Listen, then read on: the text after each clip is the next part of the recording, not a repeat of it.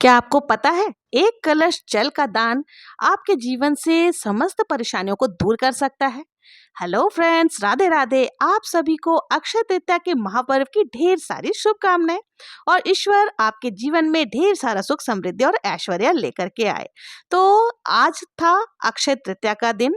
मैं एक दिन पहले ही एक कलश खरीद करके ले आई थी। कहते हैं ना, वैशाख मास में जल का दान सबसे महादान माना जाता है। और अक्षय तृतीया के दिन अगर जल से भरा हुआ कलश आप किसी भी मंदिर में दान करते हैं तो आपके जीवन में सुख समृद्धि और बरकत आती है।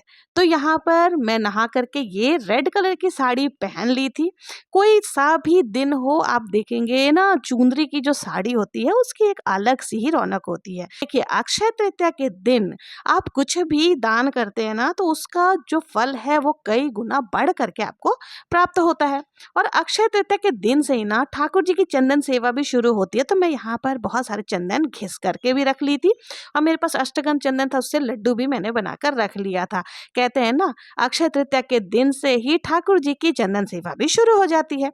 तो मैं यहाँ पर घिसने वाला चंदन रख ली थी। साथ ही मैंने जितने भी शीतलता प्रदान करने वाले फल फ्रूट्स होते हैं वो भी एक दिन पहले ही लेकर के आ गई थी, ताकि मुझे अक्षय तृतीया के पूजन में किसी भी तरह की परेशानी ना हो। तो यहाँ पर मैंने अपने लड्डू गोपाल दोनों को यहाँ बिठा लिया था, उनको चंदन सेवा मैंने दी थी।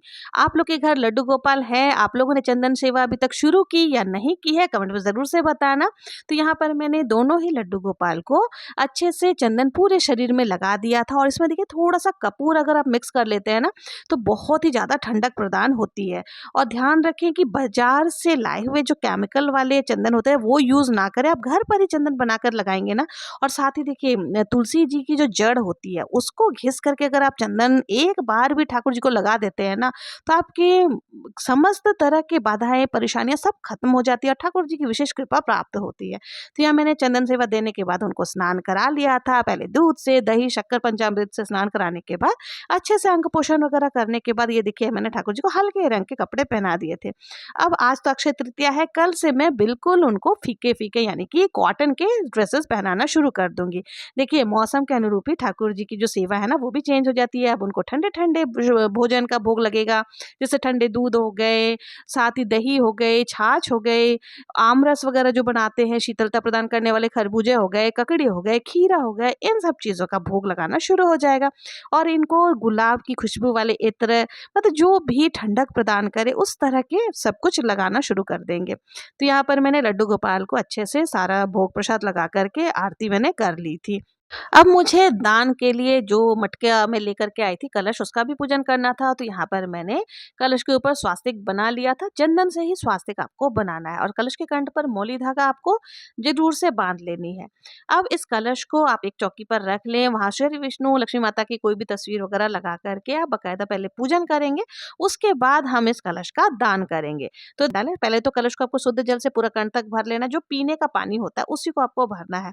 फिर उसमें हम थोड़ा सा चीनी डाल देंगे और बाकी चीनी आप बगल में रख दे, बाद में इसको साथ में आप दान कर सकते हैं। मतलब मीठा जल होना चाहिए, ज़्यादा अगर हम मीठा डालेंगे तो देखिए पानी खराब होने का डर है, चींटियाँ वगैरह आ सकती है। और कलश के जो ऊपर है ना, आपको ढक्कन जरूर से लगाना है। उसके ऊपर कुछ भी अनाज आप रख सकते हैं, जौ रख दें, चावल रख दें।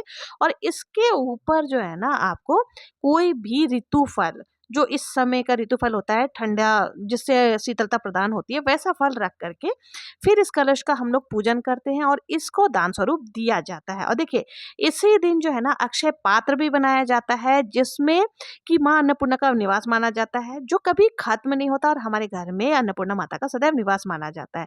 तो अक्षय पात्र बनाने के लिए आपको क्या करना है, आप कोई सा भी एक पात्र ले ले, उसके अंदर आपको जैसे ये कलश है, कलश के ऊपर मैं ढक्कन के ऊपर ही बता रही हूँ, इसके ऊपर थोड़ा सा अक्षत आपको भर देना है या जो आप ले सकते हैं।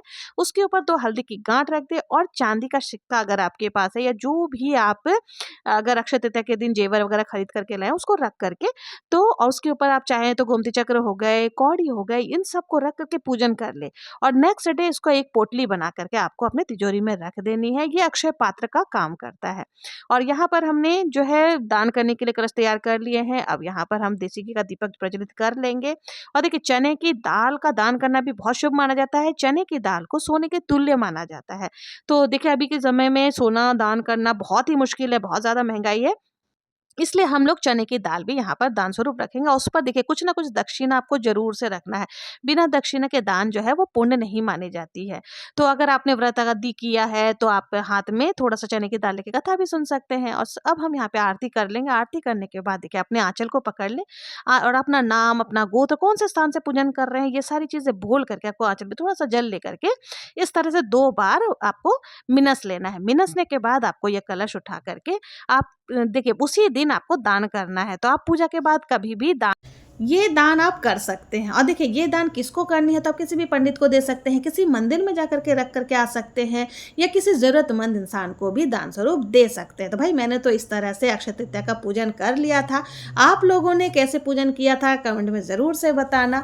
और अगर अभी तक लड्डू गोपाल जी को चंदन सेवा शुरू नहीं की है तो चंदन सेवा ज़रूर से करें। अगर आपके घर में लड्डू गोपाल की सेवा है तो उनको चंदन से ज़रूर से आपको करना चाहिए। नहीं तो देखिए कम से कम उनके मस्तक पे, उनके हाथ में और उनके पैरों में यानी चरणों में चंदन सेवा जरूर से देनी चाहिए। इससे लड्डू गोपाल के आपको आशीर्वाद प्राप्त होता है और आपके घर में अन्न धन का भंडार सदैव भरा रहता है। तो आप लोगों को मेरा ये ब्लॉग कैसा लगा? अगर वीडियो पसंद आई हो तो प्लीज़ मेरे चैनल को अगर अभी तक सब्सक्राइब नहीं किया है तो सब्सक्राइब करें, लाइक करें, ज़्यादा से ज़्यादा शेयर जरूर से करें। मिलते हैं नेक्स्ट वीडियो में, तब तक के लिए स्वस्थ रहें, मस्त रहें। राधे राधे।